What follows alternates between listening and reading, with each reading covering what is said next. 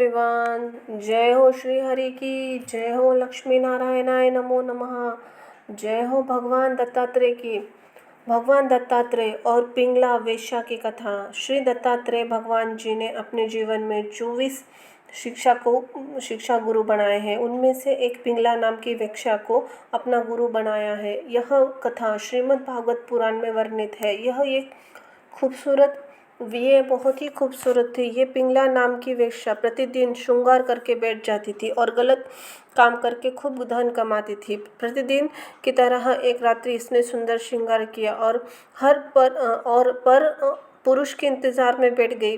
पूरी रात इंतजार करते बीत गई, लेकिन कोई नहीं आया। रात खराब हुई, नींद भी खराब हुई, धन नहीं आया। बड़ी आस लगाए बैठी थी, कोई आएगा, खूब सारा धन देकर जाएगा। रात बीत गई, मन में ग्लानि हुई और वैराग्य हो गया। और कहते हैं सच में आशा ही दुख का जड़ है।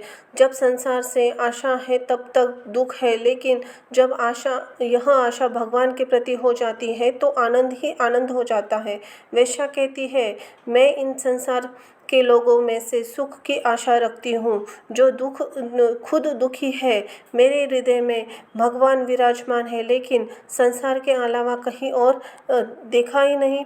बस यही गलती कर दी मैंने।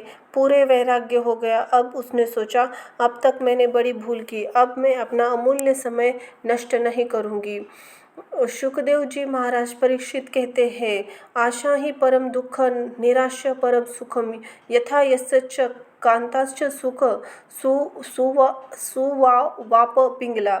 आशा ही सबसे बड़ा दुख और निराशा ही सबसे बड़ा सुख है। पिंगला वेश्या ने पुरुष की आशा त्याग दी, तभी वो सुख को हो सकी। अंत ही एवं जिस प्रकार परम आशा ही परम दुख है, उसी प्रकार निराशा ही वैराग्य ही परम सुख है। स्त्री पुत्र परिवार सब आज्ञाकारी मिल जाए तब भी सुख नहीं होगा। सुख तो इनकी कामात्य परित्यागने से ही होगा। ऐसा विचार कर पिंगला ने अपनी सारी संपत्ति को लुटाकर वैराग्य के नशे में चली गई और निश्चय ही परमात्मा का भजन ध्यान करूंगी, परम सुखी हो जाऊंगी। अन्यथा मुझ अभागिनी को ऐसे क्लेश नहीं उठाने पड़ते जिससे वैराग्य होता। मनुष्य वैराग्य द्वारा ही सब बंधनों को काटकर शांति लाभ करता है। अब मैं भगवान का यह उपकार आदरपूर्वक सिर झुकाकर स्वीकार करती हूँ और विषय भोगों की दुराशा छोड़कर उन परमेश्वर की शरण ग्रहण करती हूँ। अब मुझे प्रारब्धानुसार जो कुछ मिल जाएगा उसी से निर्वाह करूँगी और संतोष से श्रद्धा के साथ रहूँगी। मैं अब दूसरों की ओर ताककर अपने हृदयेश्वर आत्मस्वरूप भगवान के साथ विहार करूंगी। अन्य एक कथा के अनुसार पिंगला नाम की एक वेश्या थी जो बहुत ही खूबसूरत थी। उनके अनेक बड़े बड़े सेठ साहूकार उसे देखने के लिए लाखों स्वर्ण मुद्रा लुटा देते थे। वे बहुत अमीर थी। उसके खूबसूरती के चर्चे देश भर में प्रसिद्ध थे। एक बार भगवान दत्तात्रेय जी उधर जा रहे थे। दत्तात्रेय जी ऋषि ने और देवी अनुसैया के पुत्र थे। बताते हैं कि वो भगवान विष्णु के 24वें अवतार थे। कुछ धर्म ग्रंथों में दत्तात्रेय जी को ब्रह्मा, विष्णु और शंकर जी का सम्मिलित अवतार बताया गया है।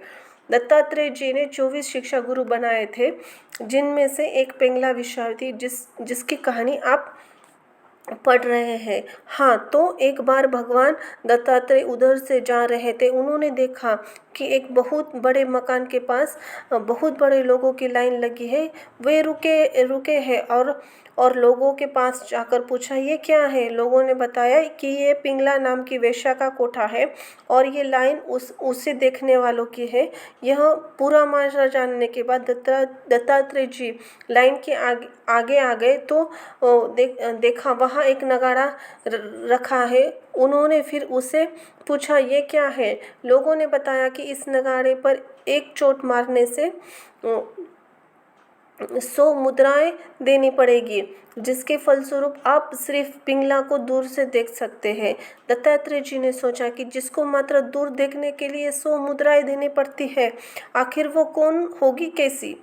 दत्तात्रेय जी ने आओ देखा ना ताओ उस नगाड़े पर चोट मार दी, जिसकी आवाज़ पिंगला का पूरा कोठा गूंज उठा। उसकी आवाज़ जब पिंगला के कानों में पड़ी तो उसको लगा कोई चक्रवर्ती सम्राट आया है तो उसे मालामाल कर देगा। तो वह तुरंत वहाँ से दौड़ी बाहर आई तो क्या देखती है कि एक एक फ़कीर खड़ा है। वो बोली, आप जानते हो इस 100 कोड़े की कीमत? दत्तात्रेय जी ने एक चुटकी बजाई। चुटकी बजाते ही आसमान से स्वर्ण मुद्राएं बरसने लगी। फिर दत्तात्रेय जी ने पिंगला से कहा, ये रही तुम्हारे शरीर की कीमत। अब मुझे बताओ तुम्हारी कीमत क्या है? ये सुनते ही पिंगला की मानो आंखों को खुली गई और उसने उसी समय सारा धन दौलत त्याग कर वैराग ले लिया। कुछ समय बाद दत्तात्रेय जी पिंगला से मिले। उन्होंने पिंगला से पूछा कि ऐसा क्या अनुभव किया तुमने जो अचानक वैराग्य ले लिया? पिंगला ने कहा कि मेरे पास सब कुछ था पर मुझे नींद नहीं आती थी। फिर मैंने आपके उस ताने के बाद मैंने जाना कि सारा धन दौलत शरीर के सुख के लिए है और नींद तो आत्मिक सुख के लिए आती है। फिर मैंने वैराग्य ले लिया, तब मुझे नींद आने लगी। दत्तात्रेय जी को समझ आया कि वास्तविक सुख आत्मिक सुख है, शारीरिक सुख नहीं। इस ज्ञान के बाद उन्होंने पिंगला को अपना शिक्षा गुरु माना। धन्यवाद।